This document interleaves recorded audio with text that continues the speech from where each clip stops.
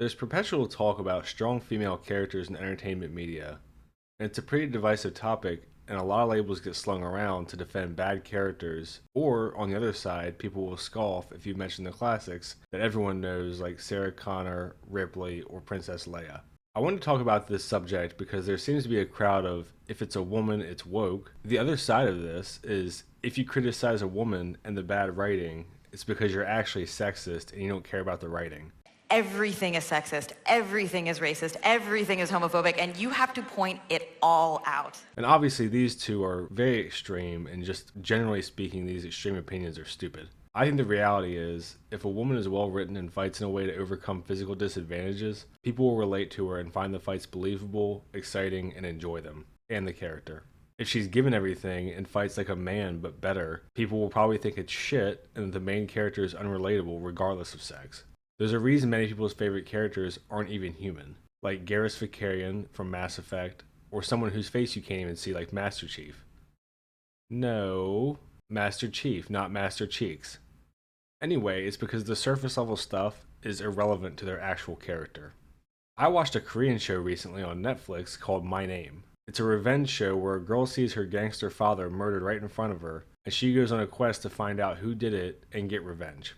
I think she has one of the best setups and arcs for a quote-unquote strong female character in the sense of both the action scenes and choreography and her character development that I've seen in a movie or show, and certainly recently.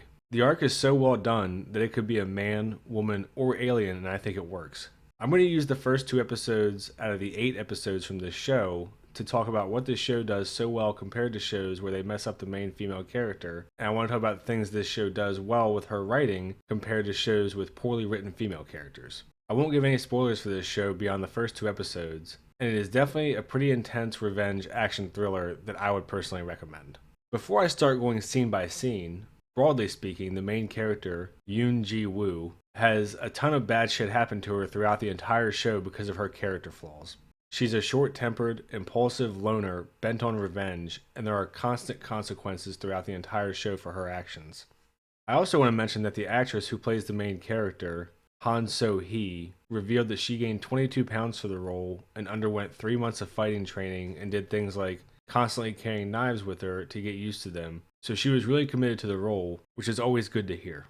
One of the things that this show does extremely well is that she has to fight differently because she's a woman, which is part of why I picked this show to use as an example. Obviously, if you have something like Wonder Woman, she's a superhuman. Or if you use Halo, they're all enhanced through crazy sci-fi tech. Star Wars, they have the Force. Harry Potter, they have magic, and so on.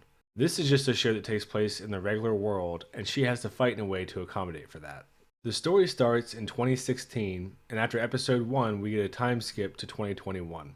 To start the show, we see she's a high school aged kid doing push-ups, and we see a lot of photos on the wall of her doing karate as a kid, and she's with her dad. This is really simple, but immediately we can see, okay, she has a background where she would be at a higher skill level than most normal people. Where this show succeeds, and I think others fail, is that even with this skill, she has to use it to win, and she can't just overwhelm men physically because of the size and strength difference.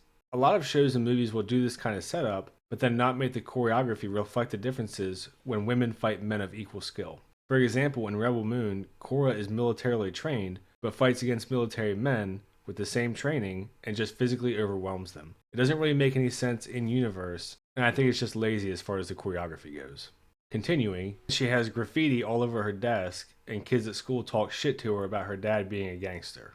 We get a little montage of her day being a loner. She gets a text from her dad saying happy 17th birthday, and her teacher tells her that they're going to transfer her out because of these complaints about her dad being a gangster. This is literally less than 5 minutes into the show, and we see right away that she's a loner, she's close to her dad even though he's not a good guy, and people generally dislike her. This really impacts her personality and how people treat her throughout the series. This works so much better than something like Rey in Star Wars, for example, who starts off as a scavenger. People kind of try to screw her over a little bit, which could be a good setup for this sort of jaded, bitter character who's still moral, but instead she's very affable and beloved by every person that she meets, including her biggest enemy, Kylo Ren. Continuing, Yoon Ji-woo goes back to class after this transfer news, and the same girls from the morning put some oregano or something in a bag, and they say it's drugs, and make fun of her again, and at the same time, they took another girl's phone and won't give it back. Yoon Woo gets pissed off and fights the three of them, and it's a very high school girl fight with hair pulling, and there's not really blows being thrown and landed. You can tell she knows a little bit from karate, but she has no real experience. She eventually beats up the three girls, gives the girl who's being bullied her phone back, and leaves. This is a really short scene, but we can see very quickly that she's short-tempered, stands up for a girl who is being bullied, so she does have some sense of morality, and can at least fight enough to beat up the three high school girls, even though it's a bit sloppy. Again, let's compare her to Rey, who pilots a ship for the first time, and later on in the story learns the Force, uses the Jedi mind trick right away, and beats Kylo Ren with a lightsaber, who has trained his entire life in her first fight. Continuing, Yoon Woo leaves the school, breaks the cop's side mirror on the car who had been following her, throws her book bag at the windshield, and then runs. We can see that she's in good shape and short-tempered again, and this comes up again and again throughout the show. She goes and hangs out by the water and looks at a picture of her and her dad as kids, and obviously they were close growing up, but now she's frustrated with him being a gangster because of how it's impacted her life. Her dad calls to wish her a happy birthday, and they have a pretty heated conversation, and she says you're dead to me because she's pissed off. Obviously, this is going to be a massive source of guilt for her, and a huge part of her motivation for revenge throughout the entire show.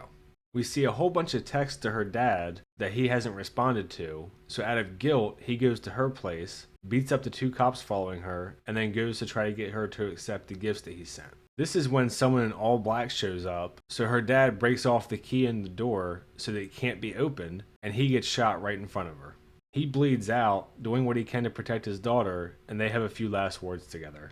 Their relationship was complicated because they did care about each other and love each other, but he was a gangster, and it really impacted her life in a negative way. But now, she has to live with the guilt of saying, "You're dead to me," literally right before he died in front of her, and she was the reason that he went to her place to begin with. Immediately, we're seeing the consequences of her actions and her personality flaws. We cut to her dad's funeral where she's alone and crying because all she had was her dad, and the gang leader Choi, who her dad worked for, and some of the other members show up. Being how she is, she of course asks him right to his face if he's the drug ring boss, and what did he make her dad do, and who killed him. Choi says that her dad was a good father and his best friend, and then just leaves. She has to go see his dead body and say goodbye to him. Here, we get a brief flashback with her dad. All in the first few minutes of episode 1, she's made costly mistakes to get the only person that she loves killed, who she treated like shit right before he died. The reason her dad came to her place was because of her being mean to him, and he died on top of it. This is a backstory that can work for any character from any time, place, or culture. To set up a good revenge story, you have to give them a justified reason to be vengeful. And I know that sounds really obvious, but we still get movies that the budget is in the hundreds of millions of dollars or shows, and the message of the movie is that the woman is revenge motivated or at least anger motivated in modern Western society. Which, unless you're a third wave feminist, most people are going to roll their eyes at this motivation. This motivation works if your society is really oppressive to the point of slavery or just overt sexism. That's why Blue Eye Samurai works. It's why Hunger Games works. It's why Red Rising works. Punisher works because his entire family is killed in front of him in the Tom Jane movie. And though her family is smaller, this is the same idea. Completely different ages, sexes, locations, but what works to make a good character transcends all of these things. Continuing, Yoon Woo goes to the police station pissed off at the cops who were following her because they dropped the case. Here, she steals a printout of the CCTV image from the police station.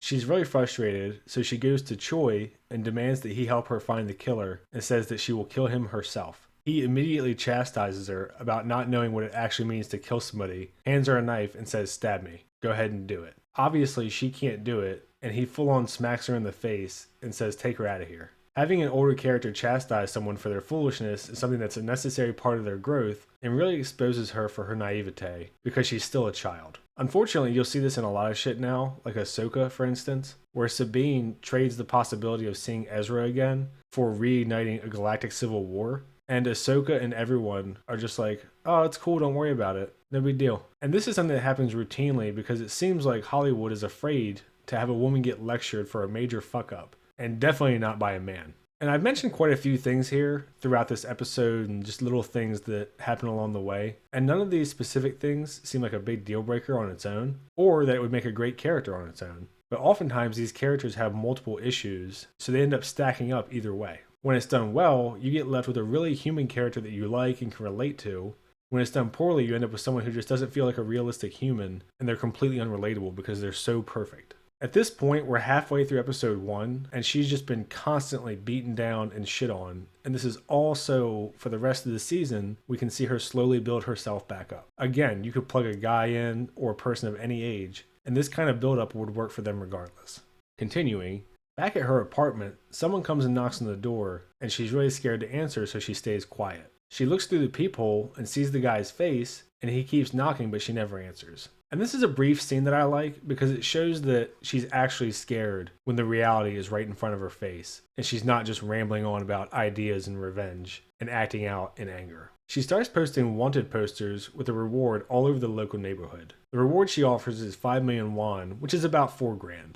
Choi is driving through and sees the wanted posters and gets irritated. We get a cut back at her place, and she gets a call from somebody saying that they know who the guy is in the wanted poster. Bring the money. Obviously, as the viewer, you know almost certainly that she's walking into a trap, and she takes a little pocket knife with her, doesn't really do much. She's dressed up and very covered up in all black, and the group of 3 guys steals the money and says that they'll kill her. She tries to fight back, but obviously she gets the shit kicked out of her.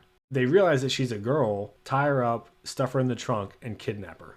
The car gets into an accident, and Choi is the one who pulls her out of the trunk. He tells her to lay low unless she wants to die in the streets, and she explains that she can't let it go because it's her fault and that no one's actually doing any investigating or looking to catch the person who did this. Obviously, she isn't Batman, but Batman Begins had a very similar scene where Bruce is irate and just bent on revenge and confronts this mob boss in a bar. The mob boss then explains to Bruce that this is the real world and this is how it works, and he gets beat up and tossed out.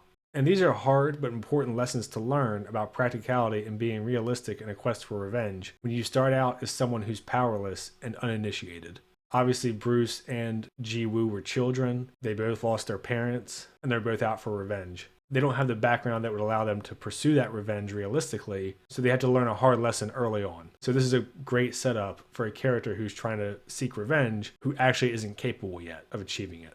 Continuing, Choi kind of takes on a mentor role here because Ji-woo blames her dad's death on herself. He explains that you must become someone capable of killing someone else if your goal is revenge, which is very obvious on the surface, but a very important lesson for her to learn at this stage. Choi takes her to the shipping area where they have the Deonchan gang training, and she's the only woman. She looks like a lost fawn in the middle of all these gangster-ass grown men. She gets taken to the laundry room, which is where she'll live, and her jobs are laundry, dishes, and cleaning because she's taking over for the lowest guy on the rung, Gangjae, not because she's a woman. Once you become an actual member and get into the organization, you can move into the Liber Hotel, which is where the initiated members are. All she has with her are her dad's urn and a couple other memorabilia items together and her clothing. The guys all act like dicks to her during the day because she's the new person and she's a woman and she's cleaning. This is actually something that I think most shows and movies get right because women wouldn't be allowed into a boys' club unless they prove themselves. They throw sweaty towels at her, throw trash on the floor, sing about how sexy she is, and kind of laugh while she's picking up their clothes and stuff. Being how she is, she thinks about throwing a towel at the guy and they all start laughing and hooting and cheering at her.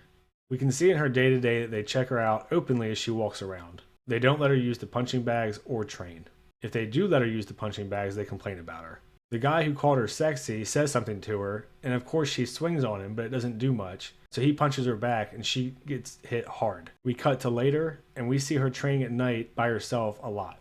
This kind of needling is another thing again that works for both men and women. Whenever you have some kind of club that you have to earn your way into through hardship or prove yourself, you're going to get a hard time initially, and you have to earn your respect and earn your spot. Obviously, with her being a woman, there's a sexual dynamic added into it. But again, this is something that you'll see in anything. Pick any military movie, any kind of special forces unit where they get a new guy. The new guy is always not trusted right away, and he has to earn it. Choi comes down because he's been watching her on the security cameras and asks her if she wants to run away. She says, no, I want to win. He explains that you can't win like that. It's not about winning, it's about killing. He explains to her that she can't just use strength because no matter how much she trains, they'll be bigger and stronger. You have to attack vital points: temple, upper lip, chin, solar plexus, genitals, and you incapacitate them.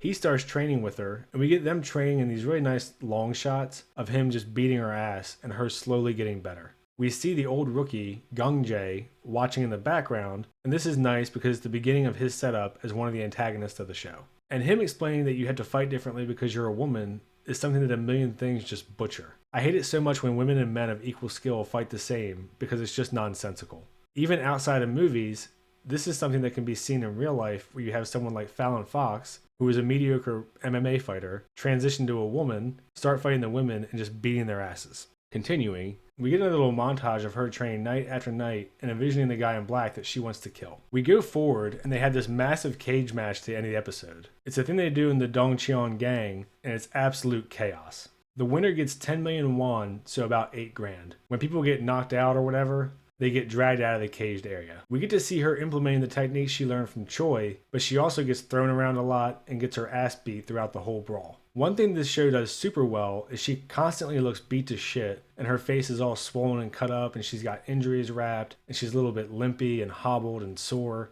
All of these details make her feel really human, and it really gives the fight some weight. It comes down to her and the former newbie Gong Jae, and the episode ends with the beginning of their one-on-one battle, and episode 2 picks up right where this ends. They have their fight, and they're both sweaty and bloody and exhausted. She keeps using techniques like grappling to try to overcome his strength, but takes a beating while she does it. Eventually, she's able to use some grappling and get him into an armbar and land some blows on him, but he rolls out of it, and she eventually does a feint and gets him in the end, with a spinning back elbow. So she wins this big ass brawl of all dudes, and I really like this setup because it lets her come out on top of a bunch of guys, even though she only actually fought like 3 herself. This is definitely better than having her beat up like 20 dudes at once. This decision reminds me of the first big scene in the first John Wick movie, where he's hiding and picking off guys one at a time, which is far more tactical, and I think this is what makes the first movie superior to the later ones, where he just gets shot a million times, but his little jacket flap protects him. And there's no real tactics involved, because he's essentially Iron Man.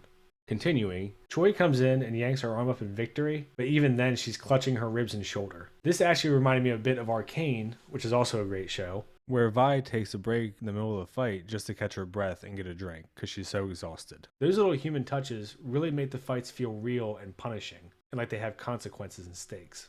Continuing, we cut to Gong Jae, who's the last guy that she beat, and he's pissed and his friends are making fun of him. Gong Jae walks by while she's cleaning, and she apologizes to him, which obviously just makes it even more humiliating that she beat him one-on-one like that. We go to his room with a couple of his buddies, and he says that he roofied her water, and him and his drunk friend, who was calling her sexy, tried to rape her, but the third guy says no and goes to get help. They wake her up a bit, but she's really uncoordinated because she's drugged. Luckily for her, both of them are super drunk. She hits the one guy, he knocks over the shelf with her urn, and she grabs a shard so tightly her hand bleeds, and she stabs him in the balls. She stumbles out of the room, and there's a camera we've seen before in the common area, and Gong Jae comes after her with a hammer. She's able to stab him in the side with the urn shard before he hits her, but he's still about to kill her when the third guy in the room brings in the second in command to save her. I like that she's consistently getting help in this show, because in bad shows, the woman will just save herself because she's not allowed to be saved. For example, this happens in Monarch Legacy of Monsters, where Kate,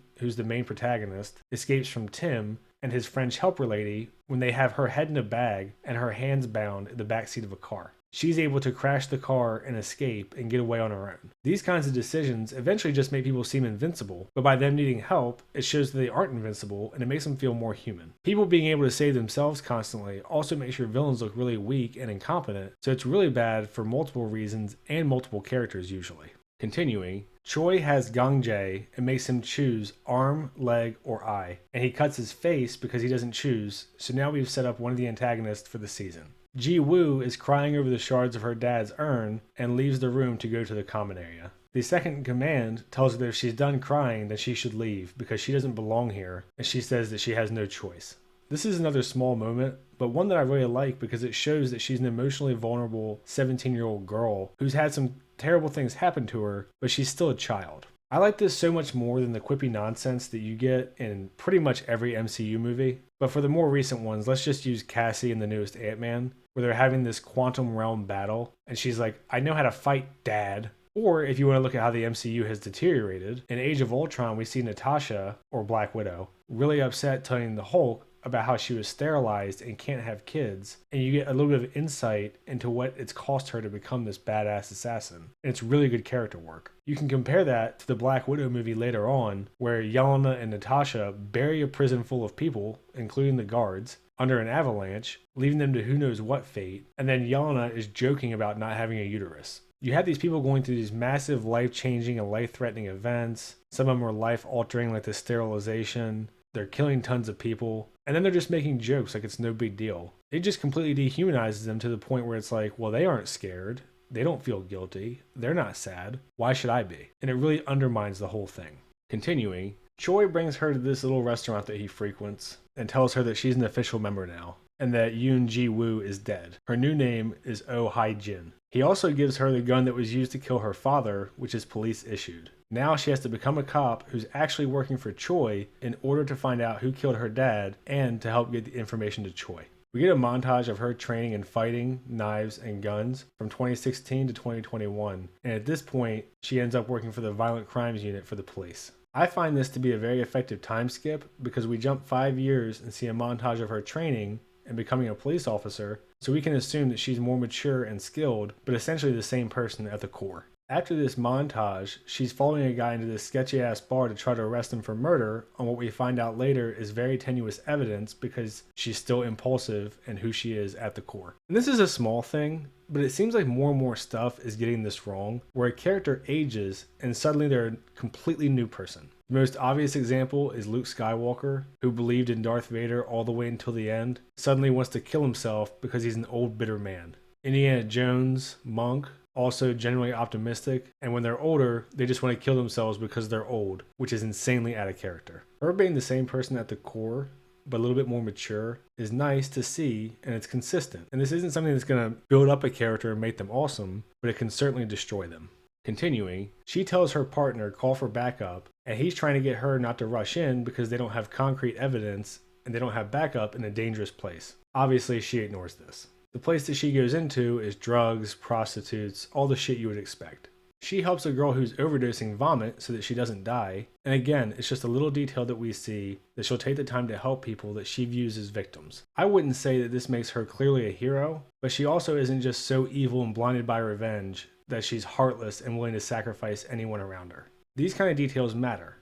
An obvious one that completely destroys a movie is Wonder Woman 1984, where she has sex with a guy who her dead boyfriend is possessing because that's how she views him. The guy whose body it actually is cannot consent and is unconscious. This makes her a villain. Continuing, she sees a drug deal going down, and we see her partner run outside and get grabbed by the narcotics unit, saying it's a 6-month sting operation that they're about to ruin. She ignores him, breaks the window, and starts a chaotic brawl. One of the undercover cops breaks his leg in this fight, she fucks up their whole operation, and she beats up the guy that she was after, but has to hit him multiple times with handcuffs on her knuckles as a kind of pseudo brass knuckle. She gets into a tiff with the narcotics cop, and she has to apologize because she messed up their sting. And Sergeant Pildo, not Dildo, Pildo, says, "I never want to see you again," and obviously he's super pissed off. This is nice to see that right away as an adult. Her general personality flaws are still prevalent and cause problems for the people around her, but not to the point where it makes her wholly evil or immoral. If you look at something like WandaVision, she's become a villain by possessing an entire town, but the show tries to justify it as, well, she suffered a lot, so it's fine, and she's not evil. And this continues on in Doctor Strange 2, where the movie wants her to be sympathetic, even though she's putting possibly infinite, but trillions of lives at a minimum at risk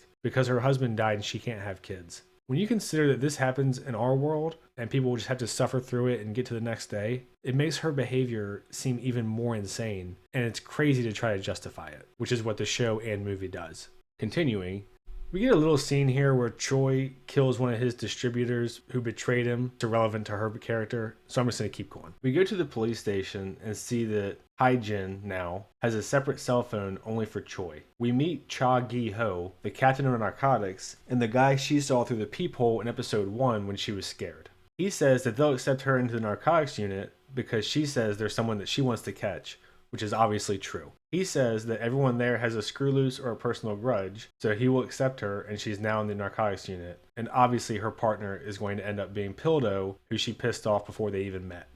She goes and meets Choi to tell him that she got into the narcotics unit, and he tells her that it's starting for real now. He gives her his knife and says the organization will protect her no matter what. This is great because it's obviously taken her years of suffering and training to even be qualified to pursue what she wants, which is obviously revenge. How much would the story have suffered if she just saw her dad die and then went on a rampage or something in that vein? Having Pildo dislike her is so basic but also so nice. He doesn't dislike her because he's a rampant sexist. He dislikes her because she fucked up his mission and got his guy hurt. Again, this is the type of thing that could apply to literally any character. You don't need to be a hot Korean chick to relate to it. The guy that she helped arrest on tenuous grounds gives up the name Mango to the cop Pildo, so they're going to go to the bar that Mango runs to get information from him. This is when Pildo finds out that Hae-jin is his partner. Pildo complains to the captain that the other guy's leg hasn't even healed because of her, and he says too bad. The other guys in the unit give her a bit of a hard time about how she won't last long and how she messed up their investigation. And while there might be a little bit of sexism involved, it's largely because of how they met her. So now, not only fighting, but character-wise, she's starting from a place where she has to earn respect and change people's opinions of her. And this is so nice compared to someone like Ray, who's the easiest one, to say everyone just loves her immediately. We get a short scene where the second in command of the Dongcheong asks Choi if he trusts Ji-woo. I really like this because it's something that goes on throughout the show, and Choi concedes that if it goes wrong, they'll have to kill her. This sets very clear stakes for her failure, along with the fact that some people that are powerful relative to her are rooting for her to fail. Again, which is nice because there's no one who's loved by everyone. Pildo and Hae-jin go to the bar where Mango is, and he tells her go in and bring him out. This leads to her fighting the huge bouncer and a couple other guys before she goes and gets him, and Pildo says there's no charge, just go get him. This is such a great start to her character as an adult because we see she's still impulsive, but smarter about it. And the character of Hae-jin as a fighter, because even with all her training and badge, she's still a small woman who has to compensate for it in her fights. As soon as she shows the bouncer her badge, he tries to force her out, and she starts a fight with him and gets slammed into the wall. She has to resort to her little switch baton and has to whack his shins and joints and stuff because he's slamming her all over the place. I love how this is handled because of the size difference. It's way two different styles of fighting, and she's already breathing heavily after fighting just one guy. Normal sized guys come down the hall, and she uses her baton skills from all the practice she's done in this pretty solid one long shot to take care of 5 of them, but it's a narrow hallway, so it's only one at a time, which makes it more believable.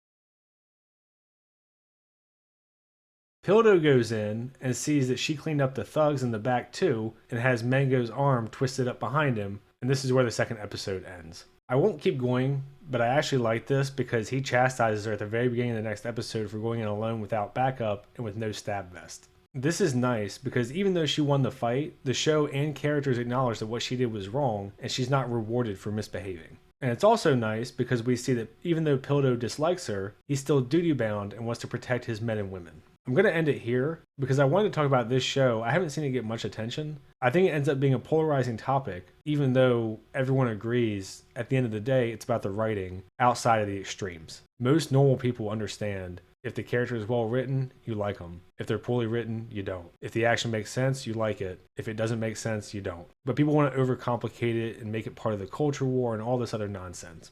So I'm going to wrap it up here. The show came out in 2021. And I just think it's such a simple but really smart and effective way to set up a quote-unquote strong female action character who feels realistic and relatable, and you don't have to have her fight like a man. And I would be shocked if anybody watched this show and thought, oh, she's a Mary Sue, or these fights are bullshit as far as movies go or TV. So I just wanted to throw my 2 cents in there. If you haven't seen the show, check it out. Let me know what you think. If you have seen it, let me know what you think. As always, I'll try to respond to as many comments as I can, outside of the ones just calling me a fucking retard. And like and subscribe and all that. See ya. Thanks.